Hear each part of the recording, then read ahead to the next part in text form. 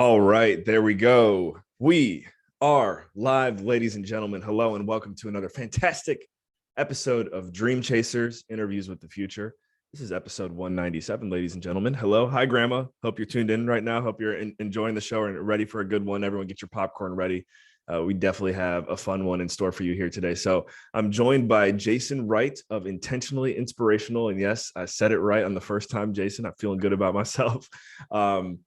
Where do I even begin with the story here? Well, one thing that I want to highlight before I forget is, yes, this guy actually is half Jamaican, which is pretty cool. Jason is one of those people who I've got probably three people on this list in my life that I've met. The coolest dude on the planet type of vibe. So Jason is in there. Shout out to my buddy Tate Duryea of Turbine Capital, and then Brian Spear of Sunrise Capital Partners. Those three. There's probably going to be more that I'll meet in my life, but it's just people that you talk to them and you instantly vibe. And yeah, you'll see that here in a second. So anyways, Jason, happy to have you on the show. I guess before I go deeper on our story, what, excuse me, what kind of what's running through your head right now? Any thoughts before we really dive deeper and break the ice? Yeah, well, I appreciate the warm welcome and invite, man. You've got an awesome vibe yourself, so I appreciate that. What's going on right now, man? It's a winter in the Midwest. Looking forward to warm weather and just trying to kick butt with the business, man, and get things moving. Get things moving good for the year. So always focused on that for sure. I don't know if you remember. So Jason and I were just at a conference in Los Angeles, the Intelligent Investors Real Estate Conference, and little Ben Malek, who I believe you told me reminded you of your son, is actually in the comments right now, and he said, "Jason is the man." Ben, I was telling my son, I was like, dude, I met you a few years from now. Those guys, they remind me a lot of one another for sure. And that's definitely a compliment. So what's going on, buddy? So, and again, for anyone who's tuned in here on Dream Chasers, keep in mind, we go live with the show periodically. I wouldn't say there's any specific date and time, but if you are in the Adam J. Carswell Facebook group, you can actually watch these interviews live, and a link to that should be in the show notes. And if you're not on our email list, I know it's definitely coming to you in the email. So just want to remind you, Adam J. Carswell Facebook group, you can go to facebook.com/groups/IX Carswell, hang out with us there. And yeah, anyone else who's in the comments, if you want to make some noise, ask some questions as we make our way through here today, feel free to do so. A quick teaser, I said, Jason, you're the setup guy for a pretty big person coming on the show next week, which is Elena Cardone. So bring the fire today, man. You got the 10X energy. Absolutely. Let's continue to zone in here on the story as well. So I know Jason through ASIM Capital, through working with Hunter. He is, as I put in the description, just an Activecampaign, CRM management, email strategy wizard. He's someone who, he's just really good at what he does. And the cool thing is he happens to know a lot about commercial real estate. So when we have clients looking for someone who's not only good at the three platforms or mediums that I just referred to, but also understands the terminology of a pretty sophisticated sector, it's really hard to find someone as good as this guy. So yeah, we've got to know each other pretty well now over the past 2-3 years. And yeah, Jason, I mean, really, man, what is your story? Because I know your company is doing pretty well right now, but it wasn't always that way, right? You had a lot of ground zeros and triumphs and tribulations. So just give us your background, man. What's your story? Yeah, kind of the quick version of how I got into this. About 6.5 years ago, I was working for a company, driving 45 minutes each way if there was no traffic or wrecks, right? Commuting all the time, and it just wasn't satisfied with what I was doing, man. I was in HR. I felt like this company, it was weird. There's 3 owners, right? It was father and 2 sons. None of them spoke, but all of them had their own agenda. So it's like, no matter what I do, I'm always doing the wrong thing. Like, I don't want to do this. I don't want to keep going somewhere and feeling like crap every day. And I can't win. Like, I can't win in this scenario. So I was like, these guys have built a phenomenal business. I think their business portfolio is worth about $300 million a year, right? A lot of money. And I was like, surely if these guys can do it, I can make enough money to stay home and work from home. Surely I can figure it out.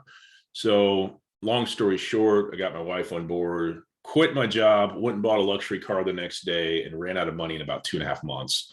Horrible experience, but it was also really important because I had told all these people how easy it was going to be and how successful we're going to be, and none of it happened. I literally made no money at all.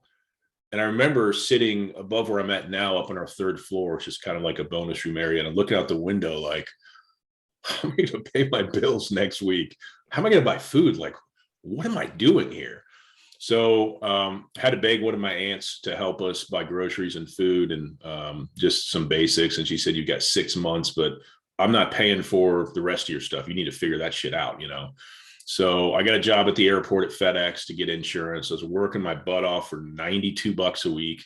And when we finally got the insurance, here's the kicker. They wouldn't even cover what we needed to cover for my wife.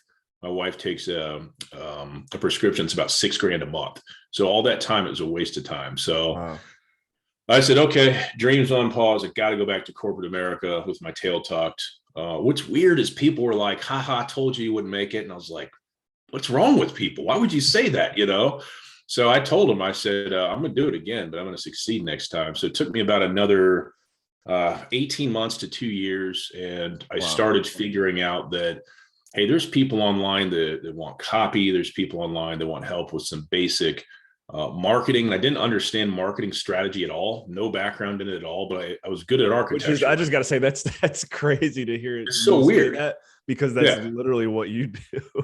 And keep going. That's incredible. Yeah. It's really weird because people are like, how did you get into this niche? And I was like, just accident and a bunch of pivots. But so I started, Upwork was the platform that got me going. I got top rated. I became obsessed with the reviews. And then I started getting like somewhat consistent work. Like I used to get like a job every 6 months and be like $50. Like I couldn't do anything with it. Right. And I even had a team of me and another girl. So I was losing money every week for like a year and a half during this time trying to figure it out. So anyway, I started getting kind of good with ClickFunnels and Activecampaign, just with like the architecture of setting up some basic stuff. And I was like, okay, there's a business here, I think. And then eventually my wife's like, I've seen enough consistency with the part-time money and you're actually doing a little bit better than you are the day job. Why don't you just quit and see what you can do full time? So that's how we got going. And I think the first year I quit in March. And we had 6 figures by the end of the year in revenue. So it was a decent first year, learned a lot of painful lessons. But now that we've really figured out what we're doing, it is kind of easy at this point because we understand our client and our offer and how to fulfill and all the things. But it's a painful journey, but the pain's necessary if you want to be resilient and solid for sure. Yeah, man. So much, again, just to unpack there. But I think the most impressive thing is how you really, as you mentioned, didn't even have much of a background in marketing. And now I know for a fact from literally what I've seen you do that you are an industry expert, to say the least. And another thing that I like is you've told me a story about how you used to work, I think, at CarMax, and the life lesson you got from that, you were able to take the foundational principle of that lesson and apply it to your business now, which I'm going to ask you to go deeper on it, but in a nutshell, it's basically, there are always people out there willing to pay a premium. Why not be that one? So what could you just dive deeper on the story that I'm talking about and how you got to that? Yeah, it was a nice summer day, and this guy came in looking for a midsize SUV. He described what he's looking for and why, and kind of his budget. So we looked at it was either Jeeps or Ford Explorers. They're right in the same area.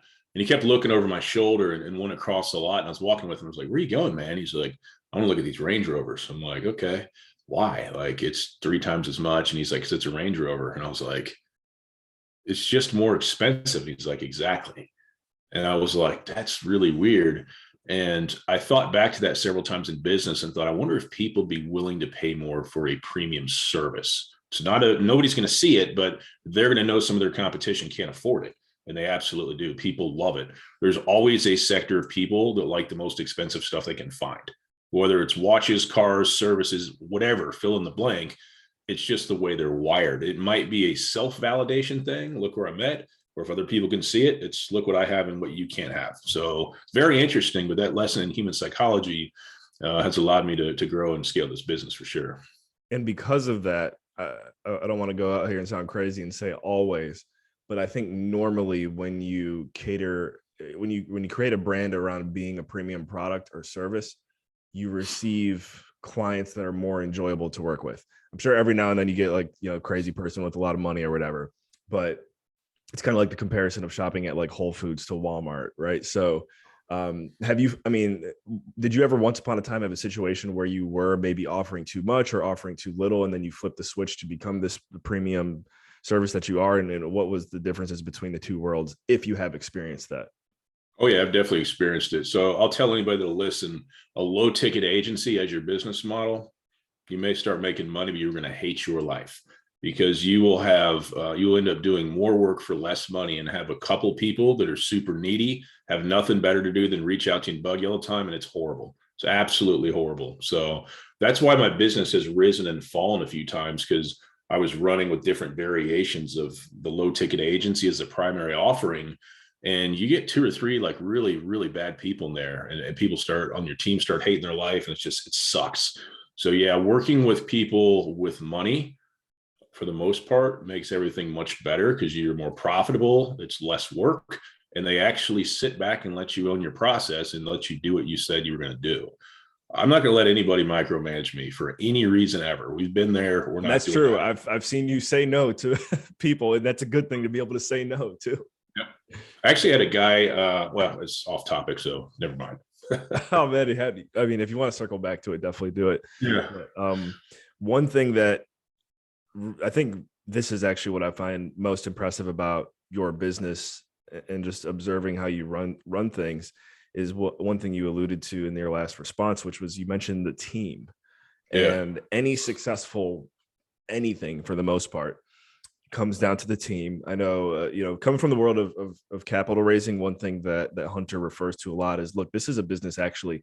If you meet a guy like Jason and you get all your systems and automations and everything lined up, you can actually run pretty lean and mean and raise 100 million. But with that being said, there still always is that team component whenever it comes to success. So what are the principles and the foundation that you've set with Intentionally Inspirational that allows you to manage and scale your team? Because that seems like that's the level you're getting at now, is a lot of team management too. Yeah, it's funny because I did this step out of order by what most people would say. So when I came up with the name Intentionally Inspirational, and I woke up out of a dream and said, I don't know what this means, but we're going to build this company and this is the name. I was just writing blogs back then, and I was doing so much like social media, and I did all this stuff that generated nothing. So I was like, man, if I could just get some help, even though I have no money, even if I can just get some help taking a little bit of stuff off my plate, then I can focus on trying to find clients and this stuff. So I brought somebody on 2 or 3 hours a week almost immediately. I've had a team for 6.5 years. And my wife used to be like, how are you going to pay her this week? I'd be like, credit card. She's like, that's so dumb. She's like, this is so dumb because you're not even making sales. And I was like, you're just going to have to trust me, because at some point when I figure out whatever it is I'm doing, I'm going to need help. So I've always had a team. We did get to a point where obviously that grew a little bit. And I always had people helping me like on the content and the distribution of content. So we've got 4 people doing that now. And then more recently, probably in the last year and a half, I've had people start training to help me on the client fulfillment side. So there's 3 of us on that side now.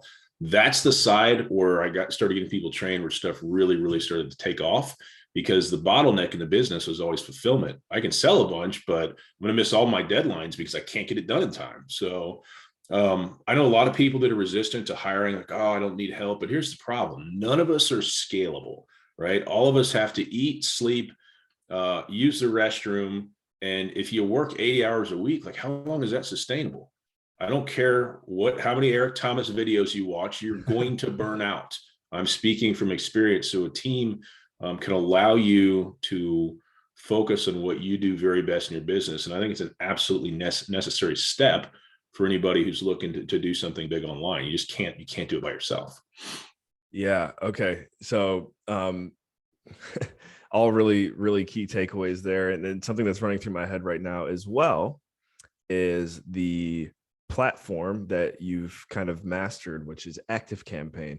So a few others that I know you have in your wheelhouse, but talking to a lot of entrepreneurs, one thing that I find people debating between is MailChimp, Activecampaign. HubSpot's a popular one. Obviously, I shouldn't say obviously, but since working with Jason, to me, I've kind of in a position where it's like, yo, it's a no brainer. If you're not using Activecampaign, you should. It's clearly the best for, especially for a lot of, I think, startup businesses. That's my, biased opinion.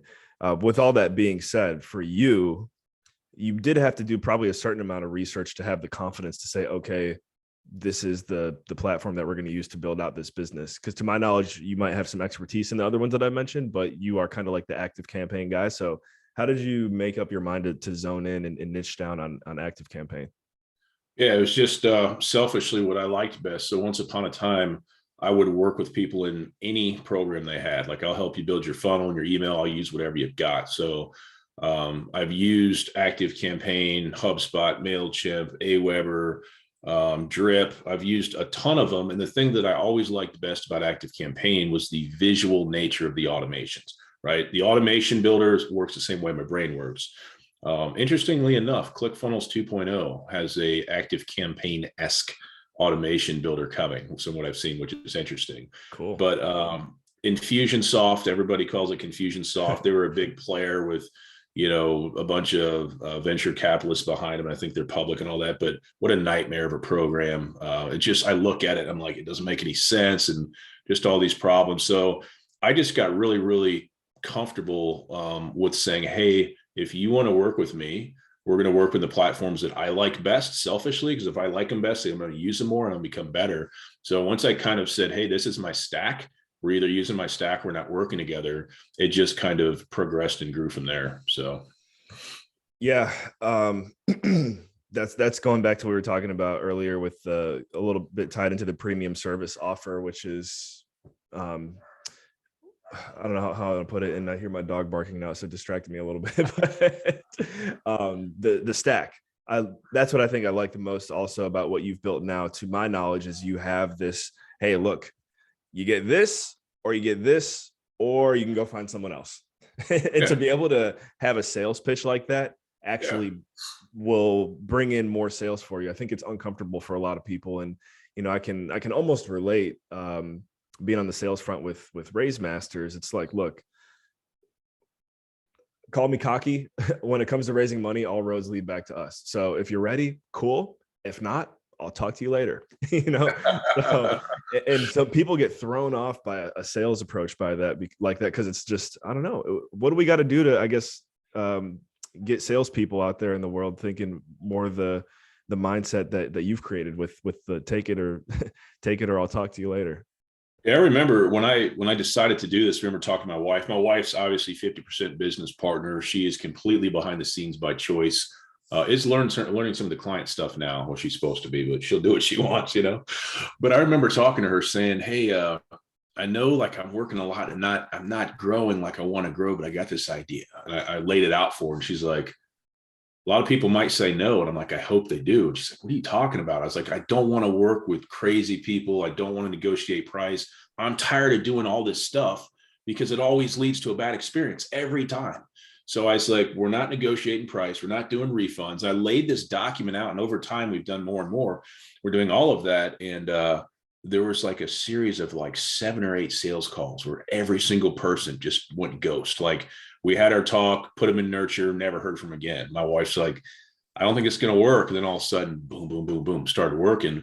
And I said, it's not a cocky thing. It's like, hey, this is who we are. This is how we can help you. If it makes sense, cool. And if not, I'll tell people, I'm not going to chase you because I don't need to, right? I'll grow my business with or without you. And that's totally respectful. I don't need to work with everybody, right? I'm not Walmart trying to get every single person in the area to come shop here. That's not our model. So, like you say, it's almost like I hate to even say this, it's almost like a professional hard to get, but it's not a game.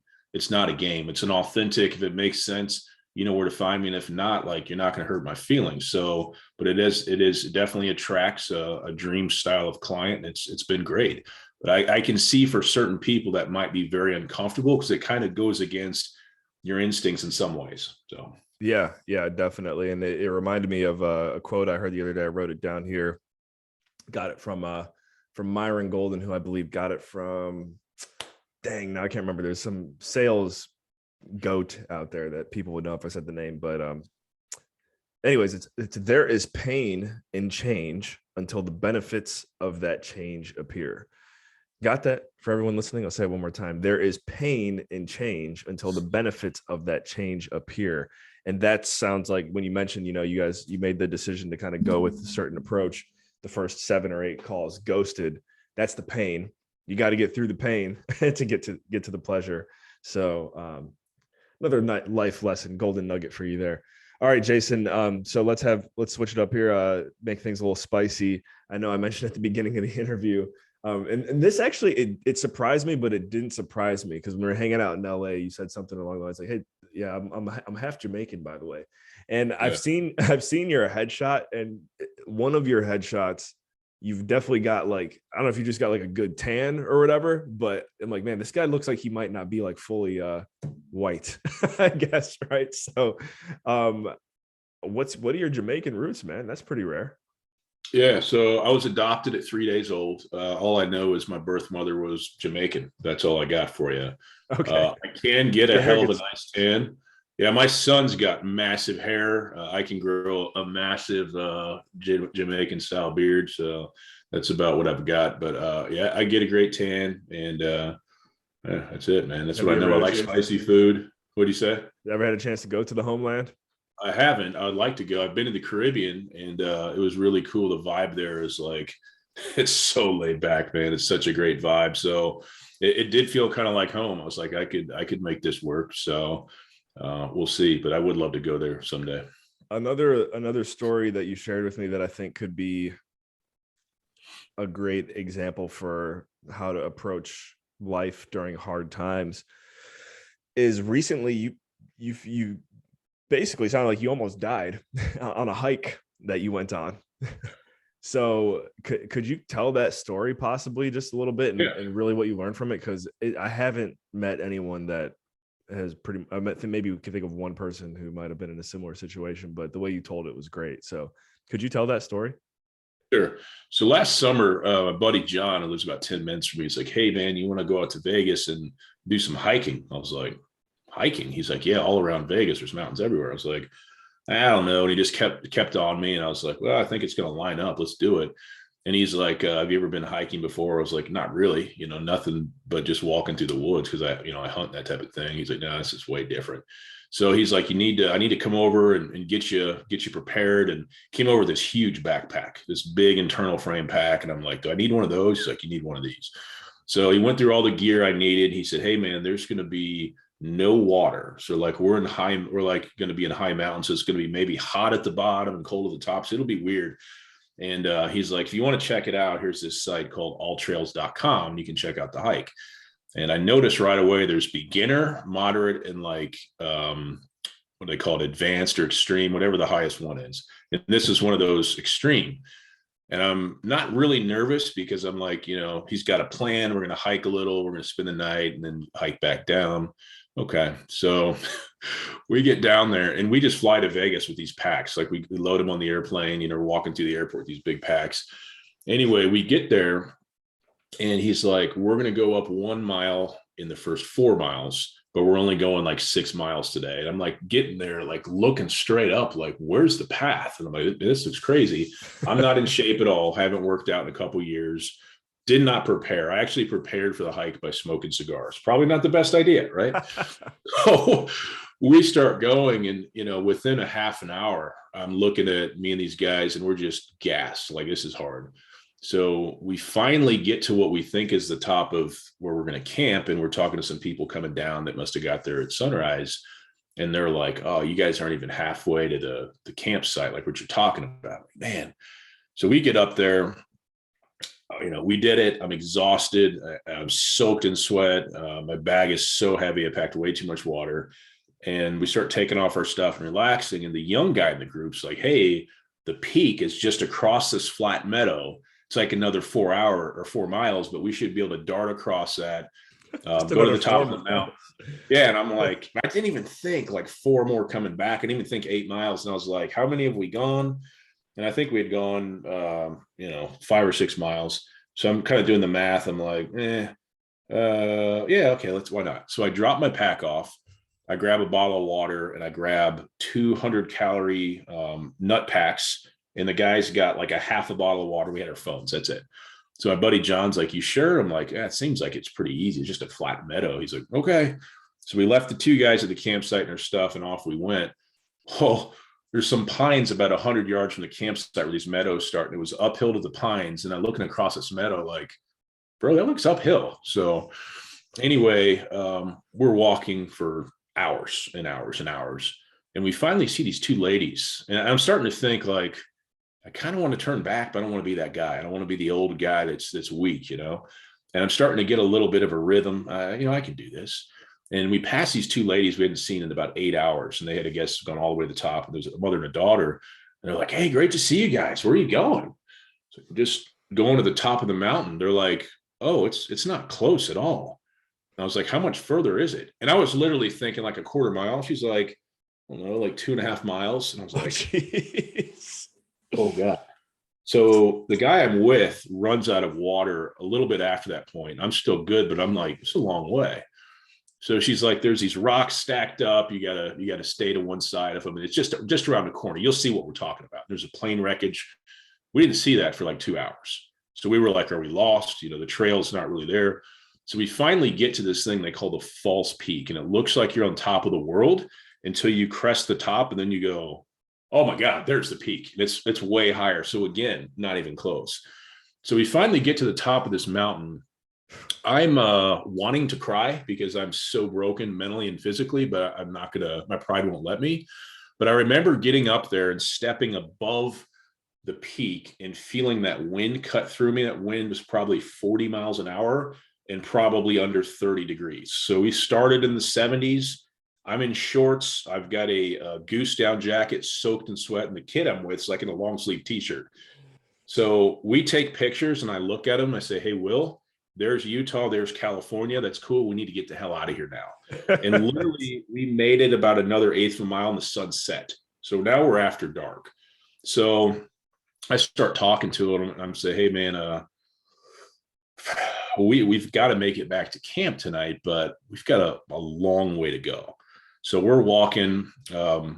I'm dry heaving every couple of 10 yards or so. I'm just dehydrated beyond belief. No water, no food, a little bit of phone signal, but it's nothing we can use.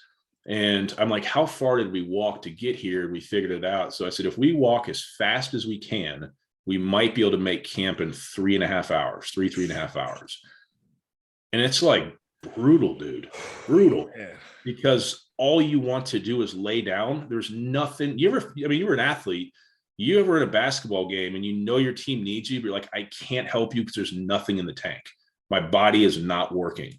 I have cramps. I can't do it. I can't jump anymore. Like that's where I'm at. Like I'm like, the legs are jello and I've got these hiking poles. And if I didn't have the hiking poles, I was like, I wouldn't be able to walk. Like I was starting to get to this point of almost panic, but what am I going to do? Where am I going to go? Yeah. It was interesting because above the tree line there, life's not meant to be there, right? There's nothing there but rock. There's nothing there. Even the birds are flying down below you, which is weird. Even the birds are like, what are these idiots doing? So, and I'll have to send you the picture after this. You can see the top of the mountain there, but we were walking back and we had this, he finally had this moment where he's like, I've hiked my whole life. This is the hardest hike I've ever done. I don't know why we're out here. We made a bad decision.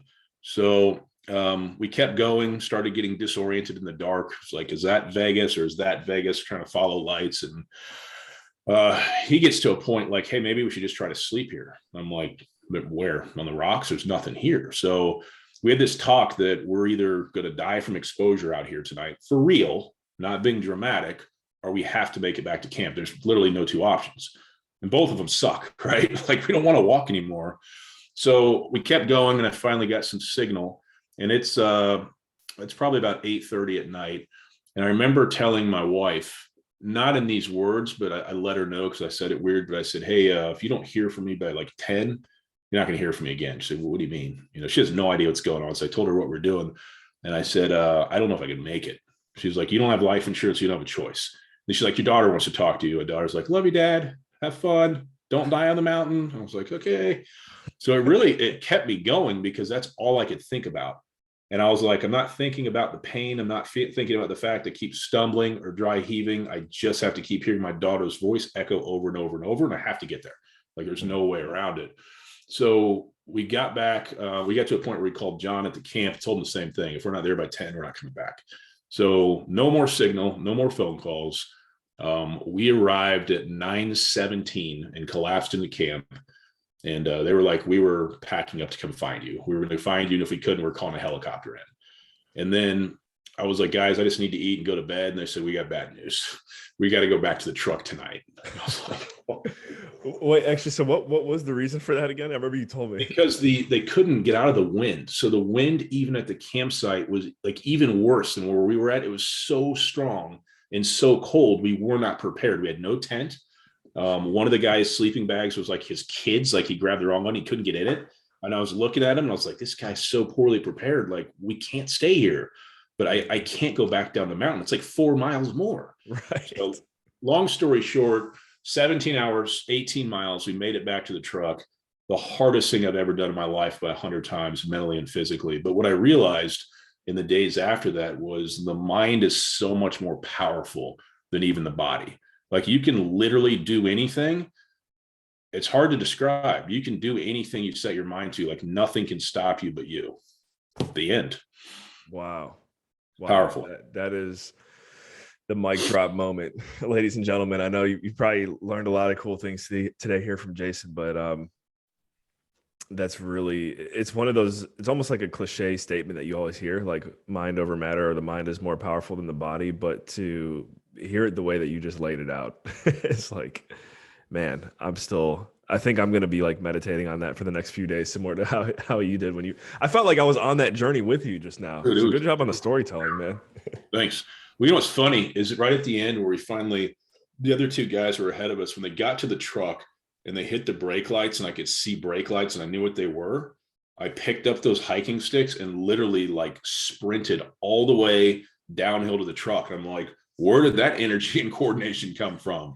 Hope's a powerful thing, man. Yeah. As soon as I got in that truck, I was like, oh man, thank God. Good feeling. I'm wondering, by the time you got to the truck, like, did your feet work? Could you even hit the gas or the brakes to get to? I wasn't driving. Oh, you guys just slept in the truck. One of the guys that stayed at the camp that hiked 8 miles less than us drove. So ironically, what's weird is I got back to his condo in Vegas, drank a couple of electrolyte drinks and went to sleep, slept for about 7 hours, woke up and felt fine. Like it never happened. Now, 2 days later, I felt like I was hit by a car, but that next morning I was like, was that a dream or did that really happen? So when you went, was it just like a 2 or 3 day trip? Like you guys just went out there to do that and come back? Yep. Yeah. So we went and hung out on the strip for like part of a day and had a couple good dinners and stuff, but that was just a piece of the trip for sure. But I literally told him, I'm never coming back to this place again, but I kind of want to, and I want to do it, get there at sunrise and pack light and know what to expect and knock it out again and not be so much a broken guy doing it, That'll be, we'll make that maybe a new Race Masters retreat, hiking with Jason. And and you can lead the way. Not all of you will survive, I promise. What was the name of the trail again? So it is Mount Charleston in Nevada. There's a couple trails. I would have to look to see which specific. There's a few options, but they're all pretty extreme. It's the highest point in Nevada, though. Okay, nice. Yeah. Do you I'm wondering now, I don't know if I have time to do it. Do you happen to have that picture with you right now? The one where you got to? It's buried in my phone somewhere. I won't be able to pull it up right now. We've got some people tuned in, loving the story here on Facebook. Yeah. There's a picture of me in this Papa Smurf blue goose down jacket with the American flag in the sunset right above Utah in the background. So it's pretty cool. Love it. Jim Bunker says hello, by the way. He said, hey, you're Jim, the man. Amazing story. John Pearl said, Jason is the GOAT. He has taken my business to the next level. Good stuff. So where do we go from here? Let's go ahead and get the contact information out. I know I actually have it memorized, but I'll let you go ahead and give your preferred way for anyone tuned in to reach out to you if they have any questions. Yep. Easiest way is just go to intentionallyinspirational.com and go from there. Cool. Perfect. There you go, guys. Intentionallyinspirational.com. Jason, what is your favorite ice cream? Moose Tracks, Denali Moose Tracks. It's a private selection label at Kroger. You're not going to Okay. beat it for money anywhere. It's funny because I actually like Moose Tracks a lot. I didn't know there was what was the brand that you like? So private, I think it's private. Is it Private Selection? It's Kroger's brand, like their high end brand, but it's really Okay. really good. I think it's called Private Selection. So good coffee, good ice cream, everything that makes really good. Oh, that's a Kroger. And you're a Midwest guy as well. One thing I wanted to mention earlier and I forgot, but I did write it down here is I remember one of our calls you were talking about. I mean, I work remotely, you work remotely. It's just kind of the life we live in. You're like, man, it's like I think my neighbors think that I might be a drug dealer because I like never leave my house unless I go play golf. And I just remember you said that. I thought that was hilarious. We just So got two new neighbors too, so the mystery will start again with them shortly.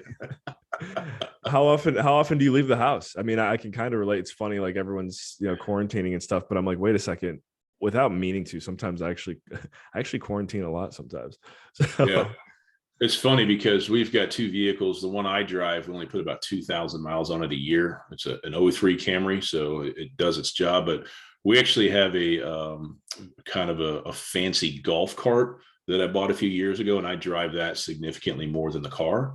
So we've got a real fun neighborhood with golf course and a bar and another kind of place where there's a bar as well. So we've got all kinds of things you can do within 5 miles. So we golf cart most places around here, and they're actually legal in our town too, which is a nice. little bit down the road. I've never driven it all the way to town, but it could. So Wow. Okay. So I know it's in Indiana. What town is that? Because I was thinking like Key West and places like that were the only ones.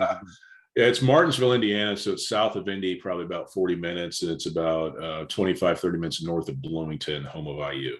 Okay, cool. There you go. If you guys want to live somewhere where you can drive your golf cart everywhere, there you go. Love it. Okay, so Jason, we got plenty of foundational stories today, I guess, in regards to structuring your business and just taking all things to the next level. But if you did have to give, one golden nugget of inspiration to those tuned in listening here today, that they can just take it and run with it throughout the course of their day, their week, their year, their life. What is that golden nugget that you would like to pass along? Yep, it is all forward progress is worth celebrating. And here's why that's a big deal. I had a conversation with a guy yesterday doing about $4 million a year in revenue, self-made dude by anybody's definition. He'd be a success, but people like that still struggle, man. They still struggle with the mental game, which is surprising because you think, at a certain level it goes away or this or that. But it's real easy for all of us to beat ourselves up about what we don't accomplish. My goal was this, and I only hit half. I suck. I'm a failure. Not true, right? What I've found is forward progress is all worth celebrating. Because if you don't look at it that way, you're going to take yourself out of the game way before your competition or your market does, right? Mindset is key. Motivation will come and go, but mindset is the foundation of all of it. So if you can remember that, I think you'll have more satisfaction in your life and your business. Yeah, absolutely. Yeah, just take time to remember those days. We all had those days, and for you, you had your back against the wall story to kick things off here today. So, yeah, always so powerful to reflect on that. So, for the 18th time, Jason, thank you so much for hanging out with us here today. I'm really looking forward to getting this show out, guys. For everyone who's tuned in, hello to our viewers on Facebook. You guys rock. Thank you for the interaction today. This episode will go live on the Dream Chasers platform next Tuesday. And next week, actually, if you're in the Adam J. Carswell Facebook group right now, you'll see we have a very special guest coming on. Again, Dream Chasers 198, which is the Miss Elena Cardone, will be hanging out with us here next week. So you don't want to miss that one. Go ahead and smash the reminder button for that. Again, it's in the group here. And then, smash that subscribe and like button again, depending on where you're tuned in right now. Appreciate your listenership, your viewership. Thank you for investing your most valuable resource with us here today, your time. Jason, thank you for investing your time with us here today as well, man. I'm looking forward to our next call. And ladies and gentlemen, remember, in all you think, say, and do, take it to the next level.